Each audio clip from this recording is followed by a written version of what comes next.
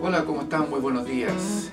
En este curso sobre las cajas automáticas vamos a ver 6 videos que tratan sobre el funcionamiento de las transmisiones automáticas. Vamos a ver cómo se incorpora la electrónica, la hidráulica, los trenes epicicloidales y cómo entre ellos interactúan para ofrecer una ejecución de cambios de velocidades. Son 6 cursos y este primero se llama Fundamentos básicos de las transmisiones automáticas. Vamos a ver este interesante video.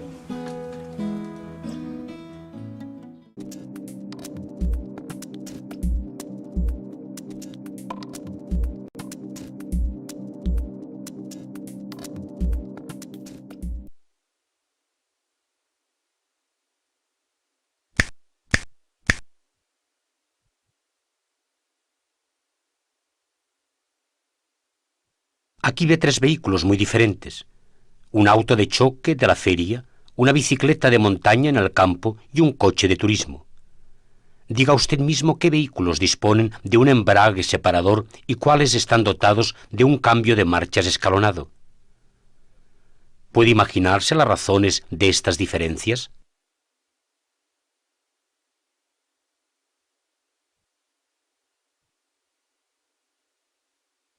Correcto. Como la mayoría de los vehículos eléctricos, desde la carretilla elevadora hasta la locomotora de alta velocidad, el auto de choque no necesita ni embrague ni cambio de marchas escalonado.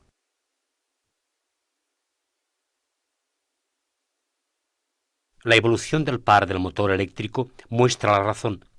Se dispone de un par uniforme desde el estado inmóvil hasta casi el número de revoluciones máximo. Esto es así especialmente en el caso del motor en derivación aquí mostrado.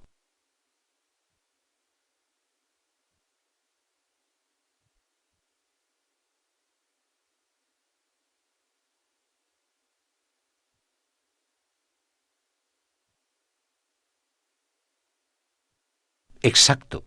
La bicicleta del abuelo aún no tenía cambio de marchas, pero quien desee circular ahorrando fuerzas no podrá renunciar a un cambio, ya sea uno integrado en el cubo o uno de cadena. La razón vuelve a quedar clara contemplando la curva de par.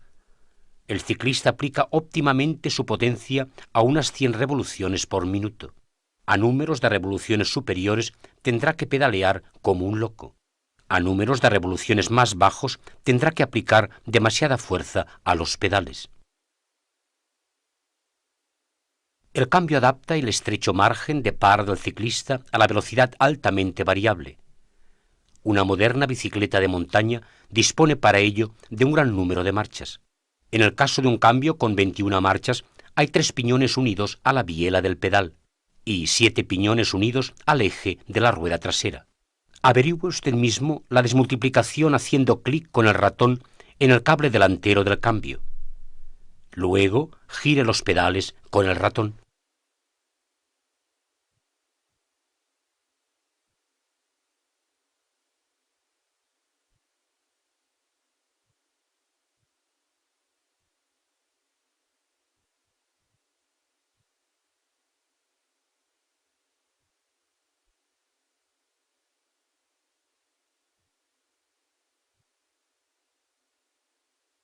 Pasemos ahora al automóvil. Siempre se necesitan un embrague y un cambio de marchas escalonado, aunque en el caso de un vehículo con cambio automático no tengan que ser accionados por el conductor. Normalmente se tienen 5 o 6 marchas en un vehículo con cambio manual y 4 o 5 en un vehículo con cambio automático. Dado que el motor de combustión gira a gran velocidad, hasta 7.000 revoluciones por minuto en un turismo, el número de revoluciones se reduce en 2 pasos. Primero, según la marcha seleccionada con el cambio manual, y luego con el grupo cónico. Señale en el puño del cambio la marcha cuya desmultiplicación quiere averiguar.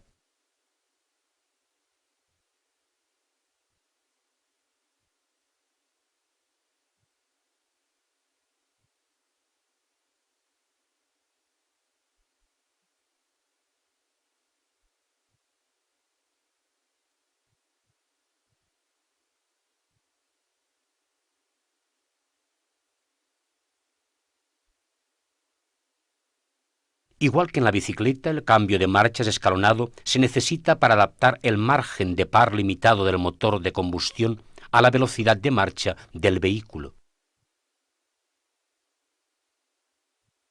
Supongamos que usted circula con el vehículo en la segunda marcha.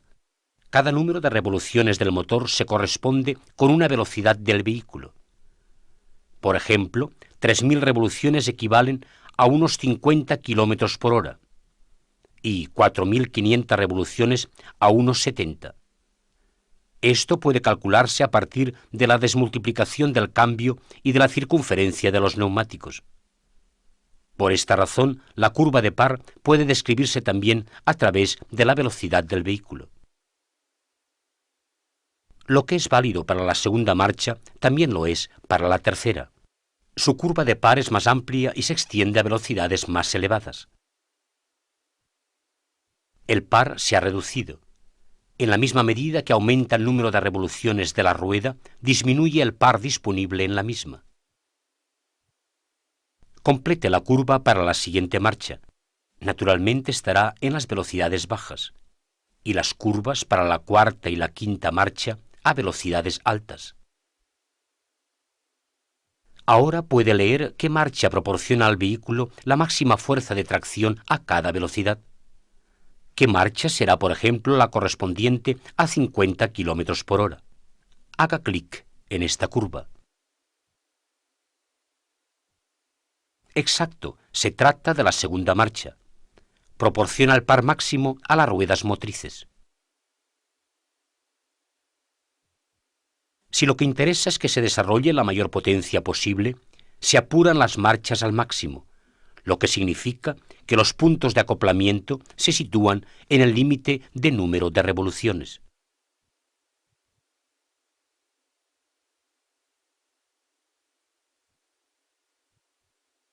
Para una circulación confortable y económica, los puntos de acoplamiento están más bajos. Además, la posición de los puntos de acoplamiento al cambiar a marchas superiores es distinta a la del cambio a marchas inferiores.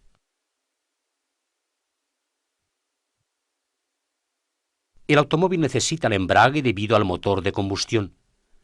Este motor requiere un régimen mínimo para seguir funcionando.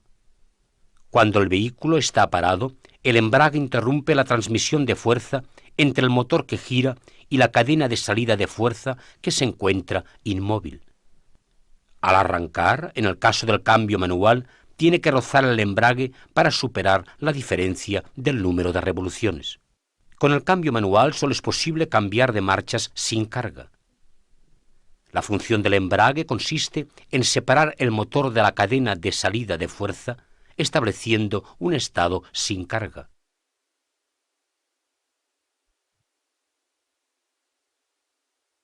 En un vehículo con cambio manual, la transmisión de fuerza tiene lugar desde el motor de combustión al embrague separador.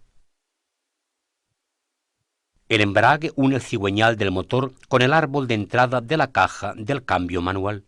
Tras la correspondiente desmultiplicación, dependiente de la marcha acoplada, la transmisión de fuerza continúa a través del árbol cardan hasta el diferencial del eje trasero.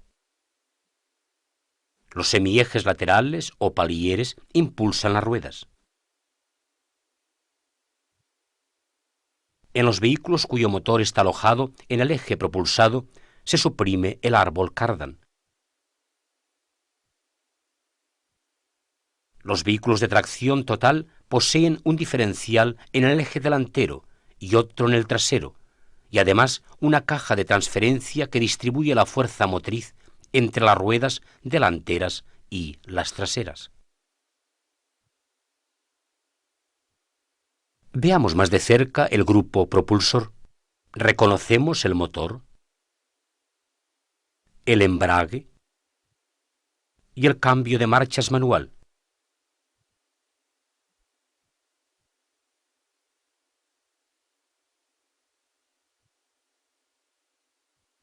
En el vehículo con cambio automático, la transmisión de fuerza es muy parecida.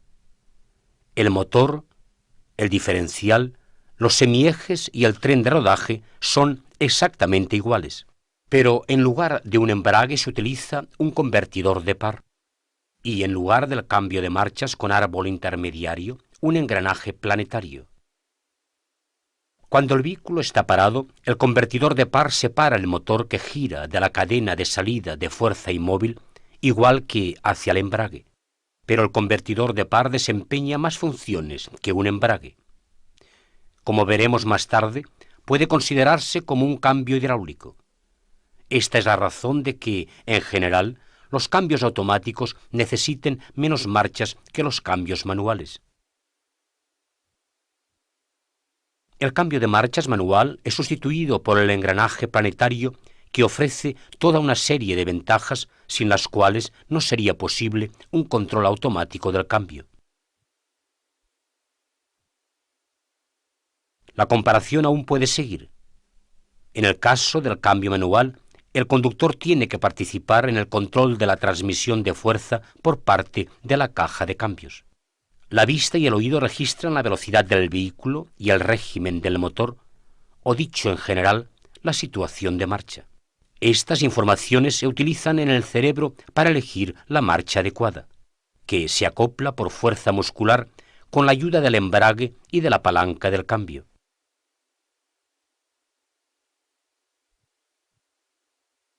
En el vehículo con cambio automático se reduce el trabajo del conductor. Sensores registran el estado de marcha y el control electrónico del cambio procesa estas informaciones para seleccionar una marcha que es acoplada por elementos hidráulicos de conexión y elementos de mando. Siempre se ha considerado que los cambios automáticos son especialmente confortables, pero por otra parte se enfrentan a toda una serie de prejuicios: lentos, grandes consumidores de combustible, poco deportivos. Con el siguiente intento podrá contradecir usted mismo el reproche más frecuente, el de la falta de deportividad. Es cierto que los vehículos con cambio automático presentan aceleraciones inferiores a los equipados con cambio natural. Sin embargo, en la práctica, los vehículos con cambio manual no son más rápidos, ya que la transmisión de fuerza tiene que interrumpirse para cambiar de marcha, con el resultado de que el vehículo rueda sin propulsión durante 1 a 2 segundos en cada caso. Solo los pilotos de pruebas experimentados cambian las marchas en fracciones de segundo, alcanzando así las aceleraciones que suele indicarse para los cambios manuales.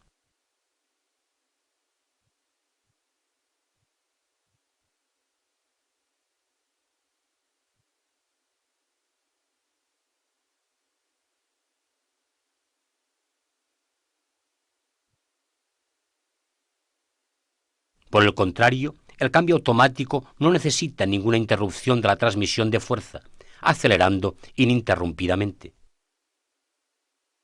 Pruebe usted mismo si con el cambio manual consigue ser más rápido que el vehículo con cambio automático. En el vehículo con cambio automático está acoplada la gama de marcha D. En el vehículo con cambio manual se acopla la primera marcha.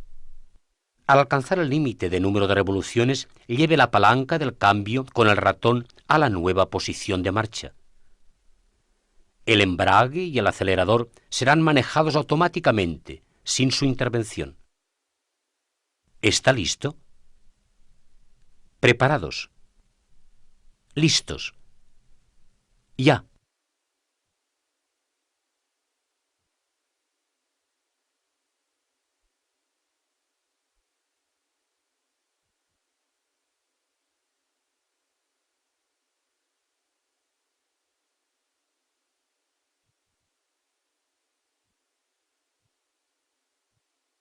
Resumamos.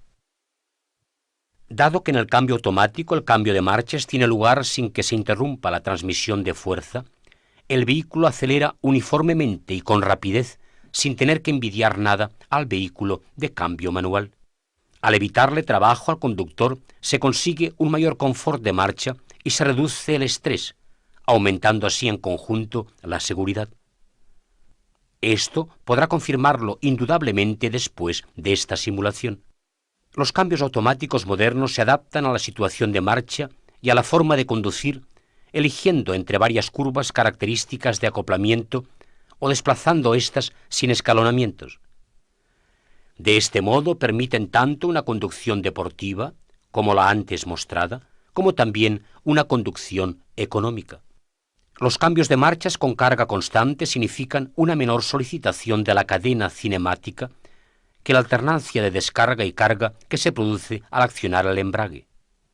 El grupo propulsor completo está protegido de errores de manejo. Los cambios automáticos modernos son de alto rendimiento. El mayor consumo que se produce en comparación con un cambio manual es sólo insignificante, y en algunas situaciones de marcha, por ejemplo, en ciudad, los vehículos con cambio automático presentan un consumo equiparable o incluso más favorable. Los cambios automáticos actuales se proyectan aplicando los más modernos métodos de diseño. Se basan en las siguientes disciplinas: mecánica, electrónica e hidráulica. Y en este orden le ofrecerá los temas este programa didáctico. El control del cruce puede simplificarse con ayuda de ruedas libres. Una rueda libre toma el par en la dirección de bloqueo, mientras que en el sentido opuesto gira libremente. El aceite para engranajes desempeña toda una serie de funciones en el cambio automático. Transmite la fuerza en el convertidor de par. Elimina el calor producido. Lubrica todas las piezas móviles. Transporta las partículas desprendidas por abrasión que son separadas en el filtro del aceite. Establece valores de rozamiento exactos en los embragues y los frenos del engranaje planetario. Y realiza los acoplamientos de marchas. Para poder desempeñar todas estas tareas, las propiedades del aceite del cambio automático están sometidas a unas tolerancias muy estrechas. En especial, la viscosidad del aceite del cambio automático tiene que permanecer prácticamente constante dentro de una gama de temperaturas de menos 30 grados centígrados a 140 grados centígrados. Los requisitos que debe cumplir el aceite del cambio automático son acordes con la precisión de los restantes elementos de construcción del cambio. Si alguna vez tuviera que efectuar una reparación o una revisión en un cambio automático, tendrá que controlar siempre el aceite hidráulico siguiendo las instrucciones del manual, rellenando aceite o cambiándolo si fuera necesario. Para ello debe utilizar únicamente el aceite para cambios automáticos homologado por el fabricante del vehículo, no añadiéndole ningún aditivo. Si utiliza aceites distintos a los homologados por el fabricante o se añade aditivos, se modificarán las propiedades del aceite, con repercusiones negativas para el funcionamiento y la duración de los componentes.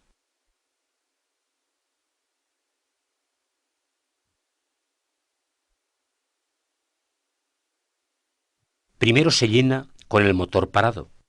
Luego se arranca el motor y se cambian todas las marchas para que se llenen los canales del aceite. Ahora tiene que rellenarse aceite con el motor en marcha, ateniéndose a las especificaciones del fabricante. Preste atención a que el nivel de aceite sea el correcto. En este cambio tiene que encontrarse en la junta del cárter del aceite. Haga clic con el ratón en el bidón de aceite hasta haber llenado la cantidad de aceite correcta.